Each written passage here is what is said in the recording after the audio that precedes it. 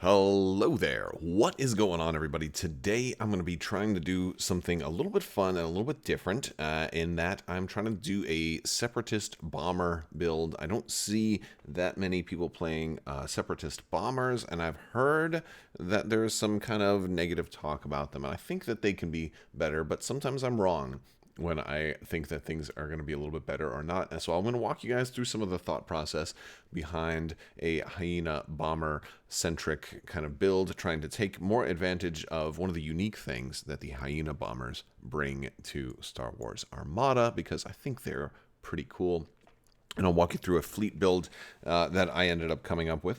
And we'll see, we're going to have to see if it ends up being good or bad or ugly. And that'll certainly be up to fate, the dice, my opponent, and maybe a little bit of luck. So let's go ahead and do the admin stuff out of the way real quick. If you guys haven't already, make sure you enter to win that $25 Amazon gift card giveaway. You just have to be a subscriber and leave a comment on this or one of my videos. Also, I would love for you guys to join our Discord. We have a great family-friendly Discord where we talk about X-Wing, Armada, Legion, lots of Star Wars stuff, tabletop gaming, and the link is in the description below. I'm also using Ryan Kingston's Fleet Builder, which I'll put a link to that in the description below as well. So with all the admin stuff out of the way, and again, like, share the video, all that good stuff, I appreciate it. And don't forget, you're free. Head over to crabbok.com, dude. It's we got free Armada content over there for you as well. The Hyena bomber is a 4-speed, 4-hull bomber. It's not totally terrible against squadrons, but not great. But not totally great against ships, but can be pretty nice, especially if it's activated. So they are bomber and they have heavy. The red dice do have a double damage side and they have a critical side. So you got 2 chances of getting some kind of nice little payload out there. And so I always liked red dice attacks on ships. But it's especially nice if you're able to, like, X-Wings started out with that, right? When the game first launched, the Rebels had those X-Wings with the red, anti-ship attack. Even though I used Luke Skywalker most of the time, there was always those times where the X-Wings would do a lot of damage to a ship, and I thought that was really cool. Well, these guys have something awesome, and it's AI Battery 1. So again, if they're activated by a squadron command, which means they can't just activate on their own and get the same benefit. But if they're activated by a squadron command, you can add a die to your attack pool of a color that's already in your attack pool. But this is just for while attacking a ship. When this is amazing, because this is letting you add a second red die to a ship when they're attacking a ship. That's just magnificent. And especially with bomber, and so I thought, like, these guys can potentially be great. So why, I guess that they're going to be fickle because the red dice do have a couple of blanks. You're not really guaranteed damage here. Of course, we can mitigate that with things like Bomber Command Center, which is something I knew I wanted to have in my list. Now, why am I doing this build now? Well, the reason for that is that I usually always buy 2 of everything for Star Wars Armada.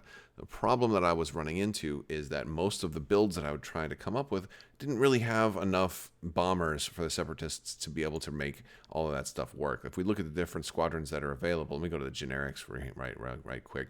We don't have that many squadrons.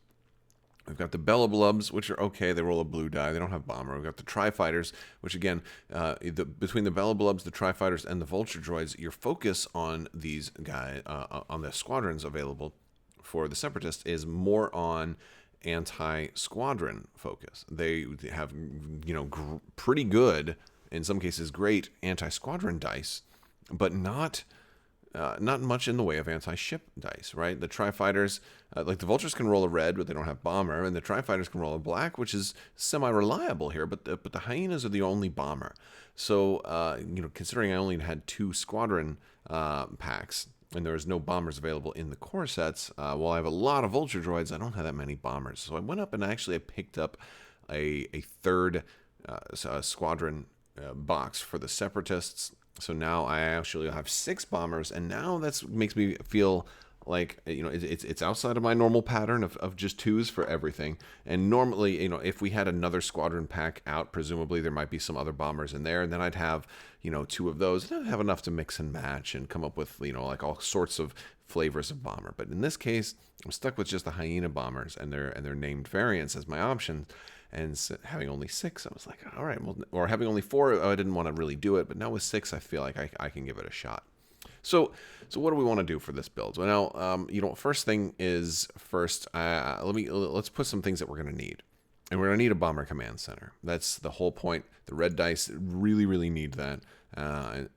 Heck, I wouldn't fault you if you ran 2 Bomber Command Centers. Keep in mind, you cannot use both of them for rerolls, but it gives you some extra coverage in case you get unlucky and you lose a Bomber Command Center. You still have another one because it would be that important to this build. However, I'm only going with 1 because, again, I don't want to plan to lose my most important ship. I want to plan to not lose my most important ship. So I'll have more success if I plan for success as opposed to planning for failure. So I'm going to put Bomber Command Center on the hard cell transport. I know I have to have that. Other things are optional, I think. And I went through a couple of different steps before I came up on the final build. I'm going to kind of go through the thought process a little bit. I think in this case, Foreman's Labor is probably a pretty good title to put on here. And I think I had toyed around with doing that. I ultimately did not do it. But I had to think, I'm probably going to have over 100 points worth of squadrons. How many... I think I started off with, let me walk you through. I think I started off with 4 generics. I wanted both named in there because of the scatter. They're both scatter aces, bomber scatter aces. So I wanted that. So that gave me 6 bombers. That's all the bombers that I have. And then I wanted a whole bunch of vulture droids. I think I wanted 4 of these and then some tri-fighters. I don't know if I didn't go with names. What was it? 2 of those. That gave me 131. That was kind of maxing myself out a little bit.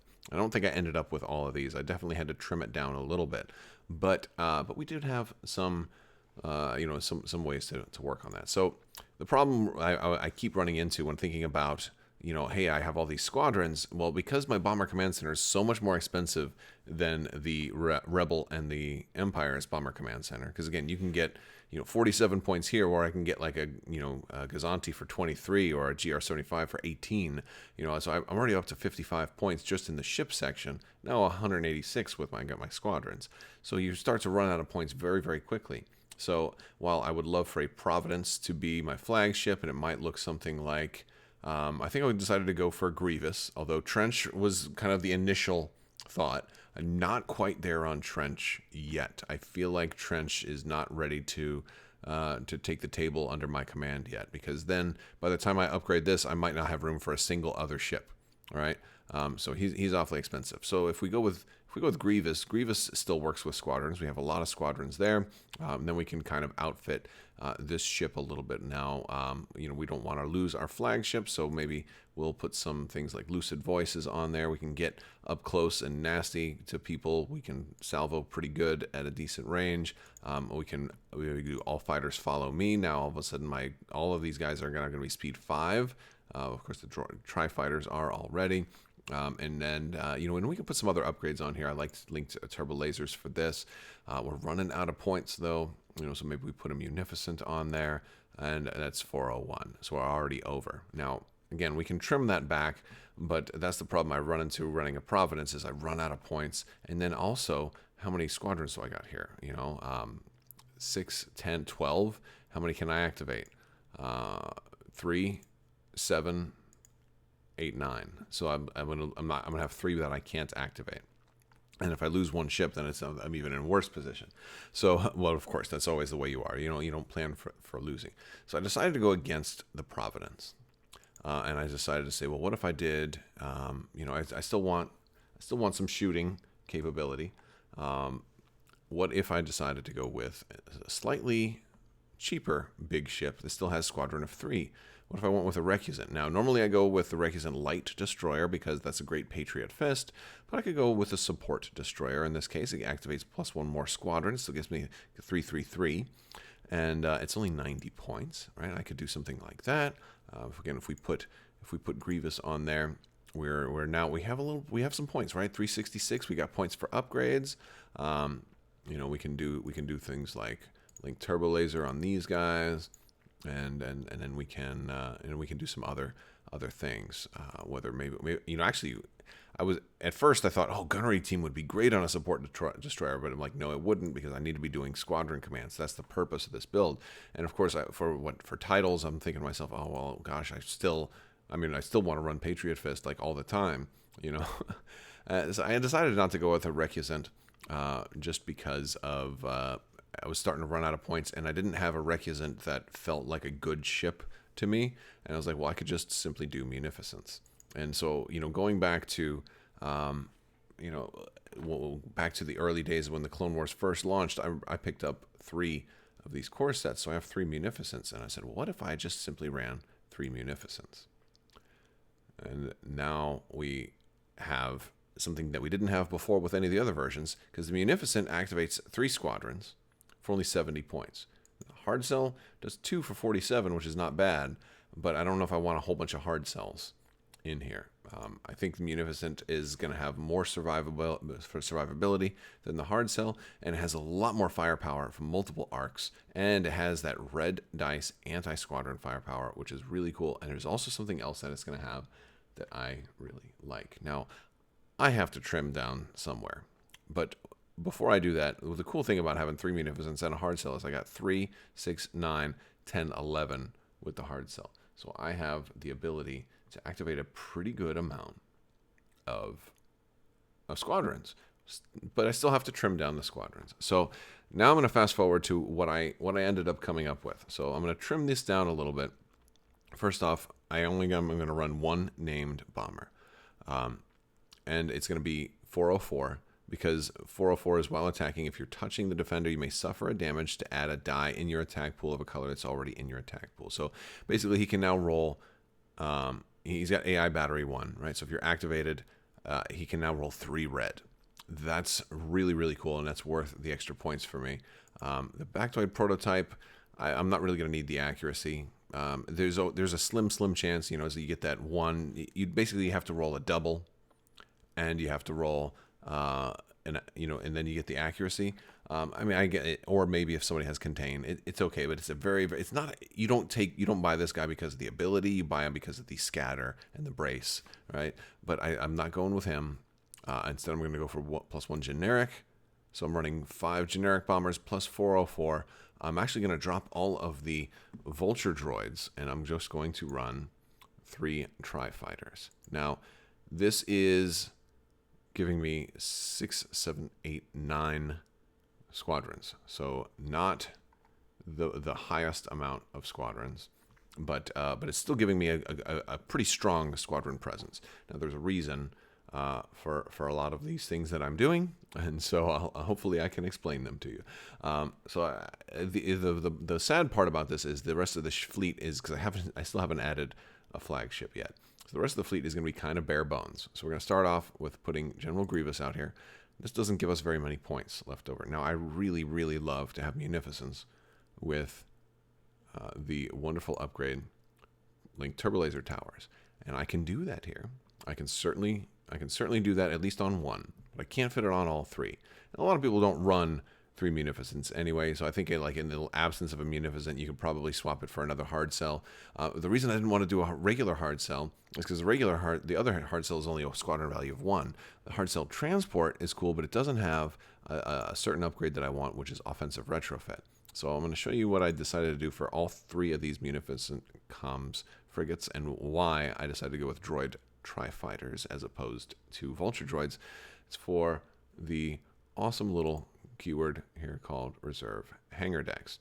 So when a non-unique squadron with swarm at distance 1 to 5 is destroyed, you may discard this card. If you do, set that squadron's hull points to 2 and place it unengaged at distance 1 with its activation slider toggled to the activation slide.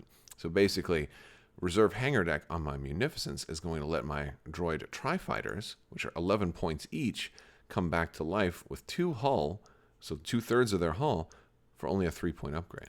Right, so that's gonna give me even better protection, because the tri-fighters, hey, they have counter too, so they can move up there. They can move up first, counter, do all this stuff, attack, counter, do great things, and then get brought back to life with the reserve hangar decks. And we're gonna give each of these Munificents a reserve hangar deck because I got 3 tri-fighters and I've got 3 reserve hangar decks, which is going to give me kind of like 6 tri-fighters from a certain point of view, right?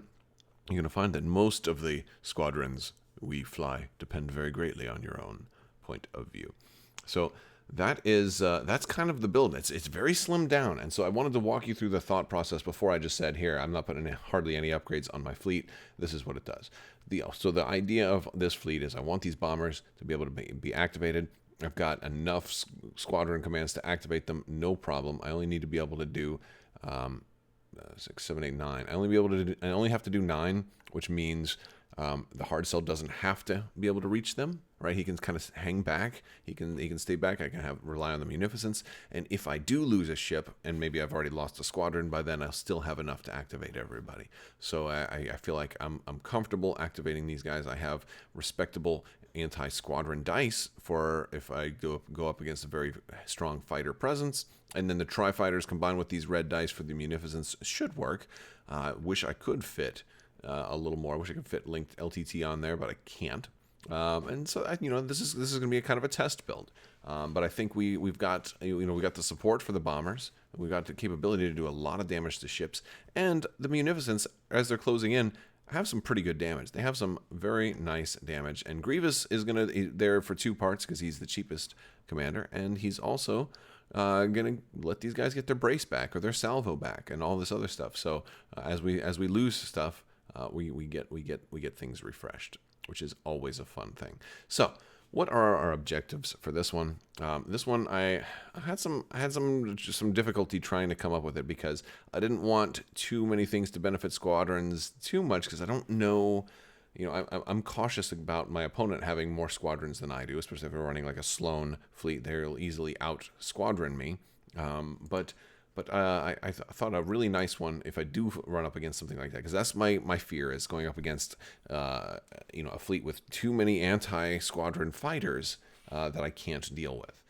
And I thought a really fun way to deal with that would be surprise attack. I don't think anybody's ever going to pick surprise attack, but that's going to let me, first off, have their flagship closer so I can get to them, bomb it easier. But on top of that, I get to set 3 dials in the stack on this card, and I'll give them raid tokens so I can kind of slow down their ability to activate squadrons, which will give me a couple of turns of letting my bombers kind of run rampant, and then the enemy squadrons just have to react to that as opposed to being able to be proactive. I thought that would be a fun one. Another interesting one that I haven't used in forever, and by the way, nobody usually picks surprise attack. I thought a really fun one would be hyperspace assault. I thought hyperspace assault would be really fun in this case because of being able to choose one of the munificence, and a couple of bombers to kind of come in pretty much wherever I want on the map. I thought that would be really cool, especially since I could probably drop a munificent in a place where it's double arcing enemy ships, and then of course. Since it is a medium ship, it fits the profile, and I've got a lot of squadrons. It fits the profile, and this is a fun one too because this is one that doesn't get chosen often, but it definitely supports my build. Lets me get some bombers wherever I need them to be, or if I happen to be going up against somebody who is prepared for my bombers, I can take the 3 tri-fighters with them and drop them in a nasty place and kind of disrupt some things. So I have some flexibility with hyperspace assault, and I can kind of tailor it based on how I want the battle to go, or what my enemy's force is. For our navigation objective, I went with something that's a little outside of my comfort zone. I've only played this one like once or twice, but it's infested fields. I thought that this would be kind of a way to potentially deal with what I think would be the weakness here. Again, enemy squadrons, enemy fighters, having the Exogorths, maybe being able, like the hope here is that I can potentially move the obstacles in a favorable way such that Exogorths end up attacking the enemy squadrons that are coming in to try to disrupt my bombers, and then once that's dealt with, then I can kind of move them out of the way and kind of clear the path for the bombers to move in and do what they do. But this will be a fun one. I'll count it as a win if I ever get like 3 damage off of a Hyena bomber, and I think I have a pretty good chance of doing that. You could potentially get 4 damage off of a Hyena bomber. Honestly, DBS 404 can potentially put 6 damage out there. It's theoretically possible. It's unlikely, but it is potentially possible. And wouldn't that be amazing, right? I could lose a game, but if DBS 404 did did 6 damage to an enemy ship, I'd count that as an achievement unlocked type of win. That'd be awesome. But this is the list, right? 3 Munificents, a hard sell bomber command center, and 6 bombers and 3 tri-fighters. It's an odd number of squadrons. I don't usually do that, but I thought I would forego the lack of an even number, just because it synced up with my munificence, it synced up with everything, and it gave me the kind of the best cover fire for the bombers that I could get in this list. All right, guys, that is going to do it for today's video. I would love to hear from you guys. Let me know what you think. Jump into our Discord and let's talk about it some more there. Big thanks to my patrons. You guys are absolutely amazing and help make this channel possible. So thank you for your continued support. I'll talk to you guys later. Hopefully you enjoy these type of videos, just talking about list build ideas and kind of walking you through my thought process. But I love hearing from you guys as well. I want to talk to you later. Thank you so much. And as always, may the force be with you and have a great day.